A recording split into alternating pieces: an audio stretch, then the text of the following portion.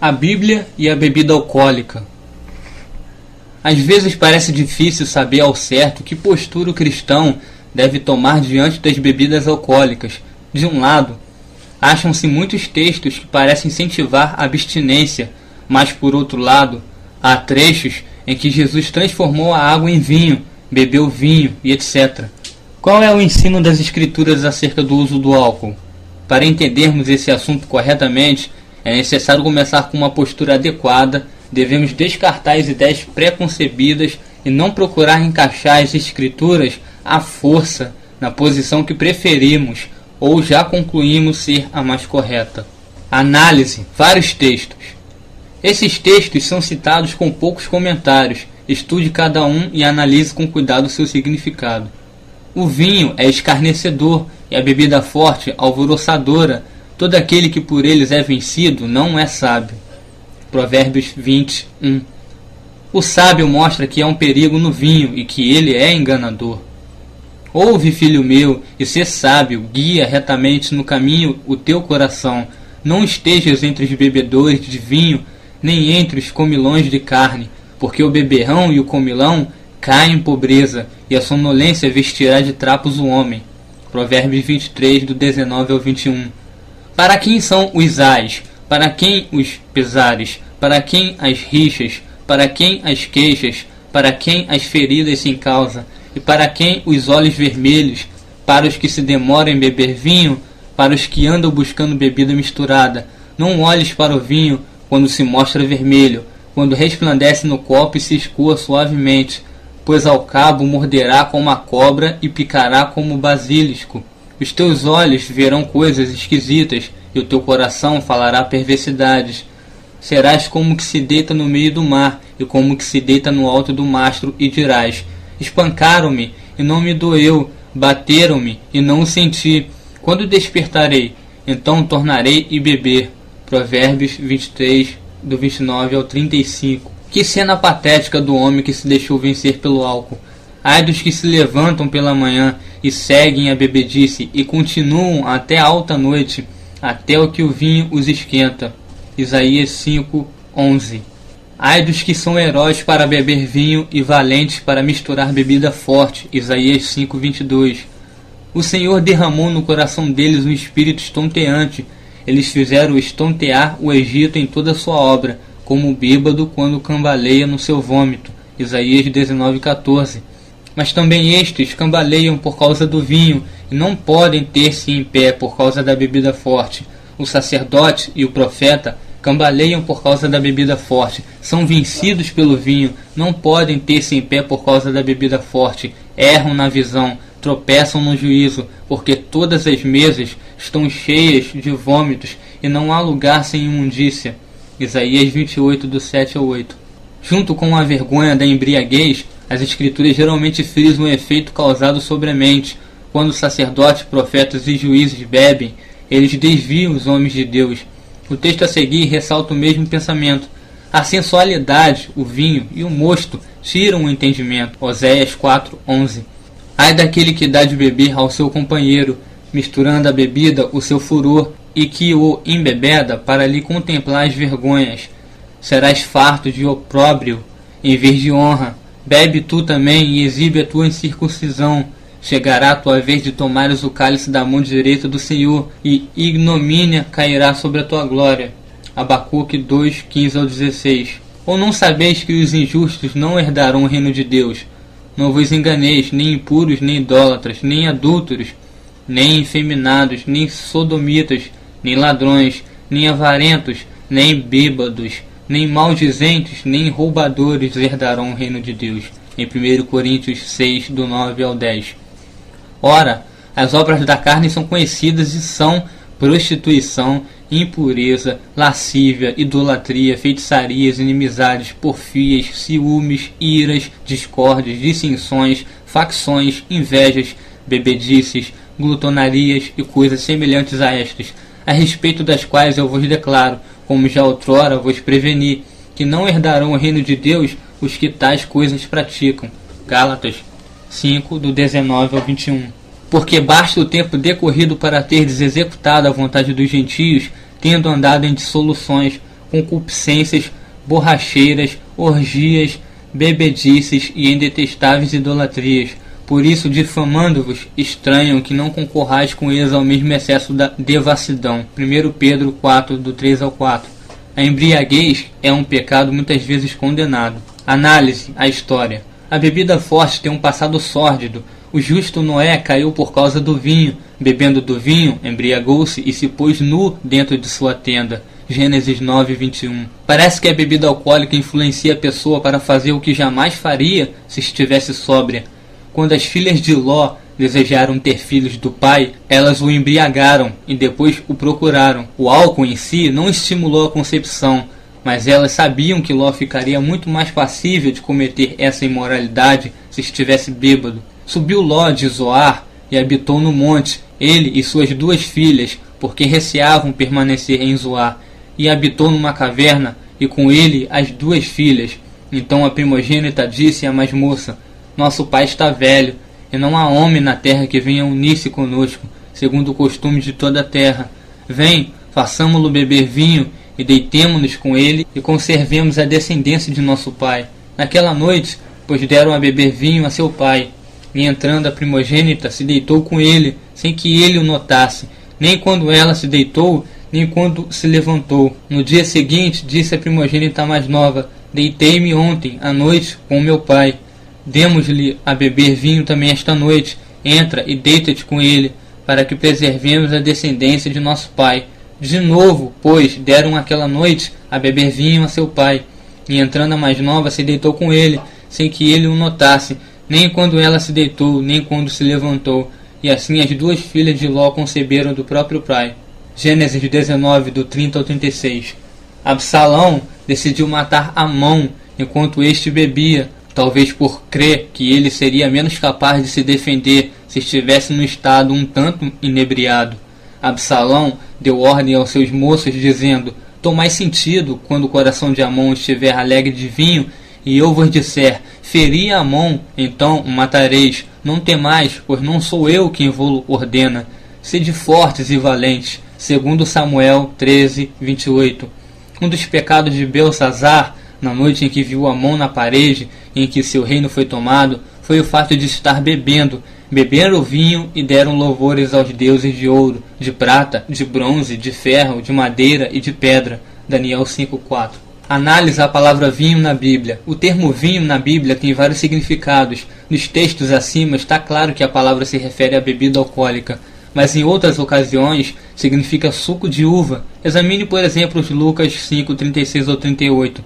Também lhes disse uma parábola: Ninguém tira um pedaço de veste nova e o põe em veste velha, pois rasgará a nova, e o remendo da nova não se ajustará à velha. Ninguém põe vinho novo em odres velhos, pois o vinho novo romperá os odres, entorna-se-á o vinho, e os odres se estragarão. Pelo contrário, vinho novo deve ser posto em odres novos. O vinho novo, nesse texto, diz respeito ao suco de uva fresco. A ideia é que quando o suco é posto nos odres, ele aumenta durante o processo de fermentação. Se colocado em odres velhos, que já estão esticados, estes se romperão. É um fato geralmente aceito, como mostra claramente esse texto, que o vinho na Bíblia nem sempre era alcoólico. Talvez as nossas palavras beber e bebida possam ser um bom exemplo da mesma duplicidade de sentido. Dependendo do contexto, beber pode certamente estar relacionado com bebidas alcoólicas, ou apenas significar a ingestão de qualquer líquido. É muito importante lembrarmos desse sentido duplo da palavra vinho. Em João 2, Jesus transformou perto de 600 litros de água em vinho. Fez isso depois que os convidados da festa beberam fartamente. Jesus fez vinho, suco de uva ou vinho alcoólico? Lembre-se que as duas coisas são possíveis, tendo em vista a própria definição do termo vinho, mas há 2 considerações que nos levam a crer firmemente que se tratava de suco e não de bebida alcoólica. Em primeiro lugar, Jesus o fez na hora. No primeiro momento em que o vinho daquela época era produzido, ele era suco. Somente após um processo de envelhecimento e de fermentação é que se tornava alcoólico. Em segundo lugar, o que é mais importante, se Jesus tivesse feito vinho alcoólico, ele teria estado incentivando a embriaguez. A questão aqui não é 1 ou 2 copos de vinho. Essas pessoas após já terem bebido muito, receberam mais, uma centena de litros. Jesus jamais incentivou os pecados do homem, tão pouco contribuiu para eles. Portanto, parece claro que esse vinho era do tipo não alcoólico. É também útil entender algumas coisas sobre os vinhos alcoólicos das terras bíblicas. Naquela época, só havia fermentação natural. Eles ainda não tinham inventado a tecnologia para acrescentar mais álcool às bebidas fermentadas por processo natural. Isso significa que o mais alcoólico dos vinhos da Palestina tinha cerca de 8% de álcool. Pela lei, esses vinhos eram diluídos em água, normalmente 3 ou 4 partes de água para uma parte de vinho. Esses vinhos fracos, enfraquecidos mais ainda pela adição de enormes quantidades de água, passaram a ser usados como bebidas para acompanhar as refeições. Não eram usados como bebidas, mas apenas como se usa um copo de água ou uma xícara de café que se bebe com a refeição. Vários textos bíblicos parecem apontar para esse uso do vinho como uma bebida para acompanhar as refeições. Veja também em 1 Timóteo 3:3 e o 8, Tito 1:7, Mateus 11, do 18 ao 19. Algumas conclusões finais. Provérbios 23, já citado, condena o uso do vinho vermelho que brilha no copo. O tipo de bebidas alcoólicas usado em nossa sociedade é o mesmo tipo sistematicamente condenado na Bíblia. Jamais fiquei sabendo de alguém que tomasse um pequeno copo de vinho fraco, diluído na proporção 4:1 de água, como acompanhamento de uma refeição. Os vinhos, as cervejas e os licores de hoje enquadram-se na categoria de bebida forte, e nenhum texto sequer pode ser encontrado na Bíblia que permita que sejam consumidos por um filho de Deus. Paulo estimulou a Timóteo de modo especial para que tomasse um pouco de vinho por questões de saúde, em 1 Timóteo 5:23. Não bebas mais água só, mas usa de um pouco de vinho por causa do teu estômago e das tuas frequentes enfermidades. Às vezes se usa esse texto para mostrar que é possível beber, mas de fato, o que ele faz justamente é o oposto. Se Timóteo tivesse tido o hábito de beber uma cerveja aqui e ali, por que precisou que Paulo lhe desse uma permissão especial para usar um pouco de vinho como remédio? Esse texto nos leva à conclusão de que o uso de álcool pelo cristão deve ser uma exceção, não uma regra. Muitos remédios de nossos dias contêm álcool ou outras drogas intoxicantes. O discípulo de Cristo deve ser muito cuidadoso com eles e usá-los apenas com muita moderação. O fato de que uma exceção precisou ser dada para permitir o uso de remédios com teor alcoólico sugere que é errado beber por prazer. O servo de Cristo deve sempre analisar o efeito de seus atos sobre o próximo. É bom não comer carne, nem beber vinho, nem fazer qualquer outra coisa que teu irmão venha a tropeçar. Romanos 14:21. Mesmo que o cristão pudesse beber moderadamente, de qualquer modo esse texto ainda o estaria proibindo na maioria dos casos. A bebida alcoólica leva tantos cristãos a cair que aquele que tenta ajudar o seu irmão a não tropeçar certamente não lhe dará o exemplo, bebendo diante dele. A Bíblia sistematicamente exige que sejamos sóbrios em 1 Tessalonicenses 5:6. Assim, pois, não durmamos como os demais, pelo contrário, vigiemos e sejamos sóbrios. Veja também em 2 Timóteo 4:5 e 1 Pedro 4:7 e o 5:8. Entre as primeiras consequências da bebida são a ausência de inibições, o enfraquecimento do autocontrole, a falta de juízo. Essas consequências ocorrem bem antes da pessoa começar a perder o controle das habilidades motoras, a falar arrastadamente e etc.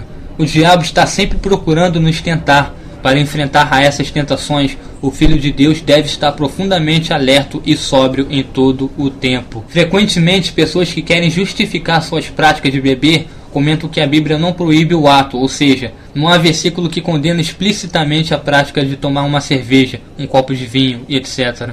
Mas será que esta abordagem ao assunto é honesta e humildade, procedente de corações espirituais determinados a agradar ao Senhor? Ou pode ser que reflete uma atitude carnal determinada a justificar o prazer próprio? O que Deus acha de bebida forte? Ele diz, o vinho é escarnecedor e a bebida forte alvoroçadora. Provérbios 21. Algumas pessoas ainda procuram defender seus hábitos de tomar bebidas alcoólicas, sugerindo que outras passagens contradizem esta. Citam, por exemplo, o milagre de Jesus em Caná, quando o Senhor fez centenas de litros de vinho. João 2, do 1 ao 12. Estas pessoas ignoram o significado da palavra vinho nas escrituras, que simplesmente identifica o produto da uva.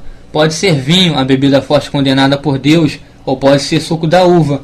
o que uma mãe daria para uma criança de peito, em Lamentações 2, do 11 ao 12. Para defender o consumo de bebidas alcoólicas, sugere que Jesus agiu em contradição da palavra já revelada por Deus, condenando a bebida forte. Não há nenhuma evidência bíblica para sugerir que Jesus fizesse vinho com álcool. Uma outra defesa é o argumento que a Bíblia condena o vinho, não a cerveja. É claro que a palavra cerveja não aparece nas escrituras, mas também nas escrituras não aparece um monte de drogas que circulam por aí, e não é por causa disso que vou passar a consumi-las, só porque não está escrito. Mas a cerveja hoje tem quase o mesmo teor de álcool do vinho fermentado. Naturalmente, naquela época, tudo que o vinho fazia para prejudicar a pessoa, a cerveja também faz. A bebida forte diminui a capacidade de discernir entre o certo e o errado, e a capacidade de aplicar a justiça. Embora não fosse possível afirmar com base nas escrituras que ingerir qualquer quantidade de álcool por qualquer motivo é sempre pecado, parece claro que o servo de Deus não será alguém que simplesmente bebe canecas de cerveja ou taças de vinho. O beber socialmente que vemos hoje em dia é o tipo condenado em muitos textos das escrituras. O vinho é escarnecedor e a bebida forte alvoroçadora. Todo aquele que por eles é vencido não é sábio. Provérbios 21. Não precisamos de uma proibição específica para saber que o servo do Senhor não deve ser escravizado a substâncias, seja cocaína, maconha, álcool ou qualquer outra droga. Uma vez me contaram que um pastor tomou 2 taças de vinho em uma festa de família e sentiu seu corpo quente, mas quando pediram para ele orar, ele não conseguiu. Irmãos, o Senhor quer que estejamos prontos para a sua obra a qualquer momento, como diz o versículo em 1 Tessalonicenses 5:6. Assim, pois, não durmamos como os demais, pelo contrário, vigiemos e sejamos sóbrios. Sabemos bem que quem bebe um pouco sempre quer beber mais. Um conselho de amigo: existem coisas muito maiores do que bebidas alcoólicas. A Bíblia não condena explicitamente, mas ela adverte que o álcool é um convite para o pecado.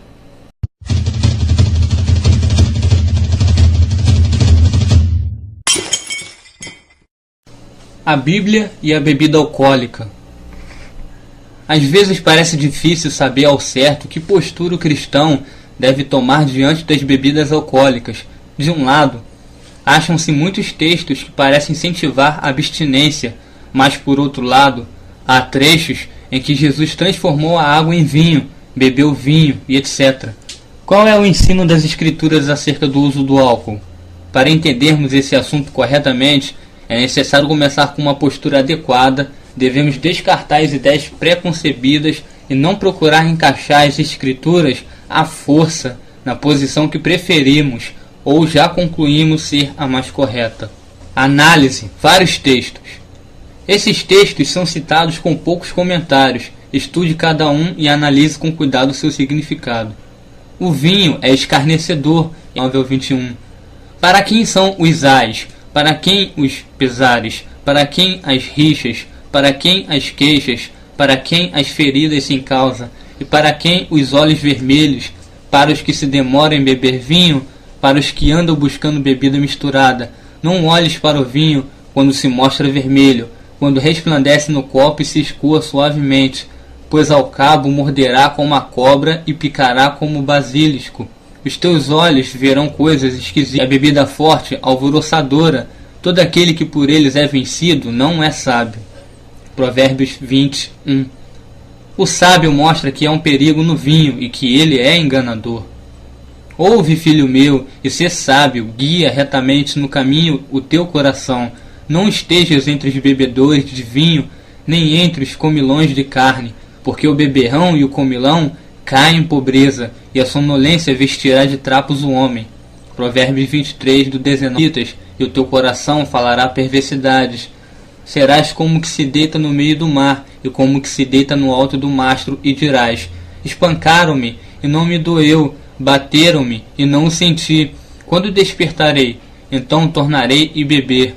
Provérbios 23, do 29 ao 35. Que cena patética do homem que se deixou vencer pelo álcool. Ai dos que se levantam pela manhã e seguem a bebedice e continuam até alta noite, até o que o